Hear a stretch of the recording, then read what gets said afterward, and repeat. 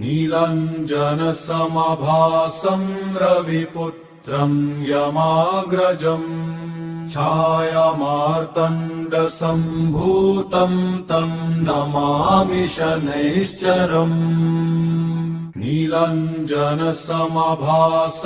रविपुत्रं यमाग्रजम् छायामार्तण्डसम्भूतं तं नमामि शनैश्चरम् नीलाञ्जनसमभासं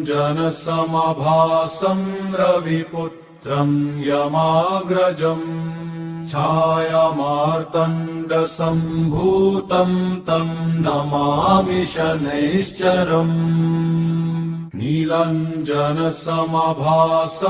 रविपुत्रं यमाग्रजम् छायामार्तण्डसम्भूतं तं नमामि शनैश्चरम्।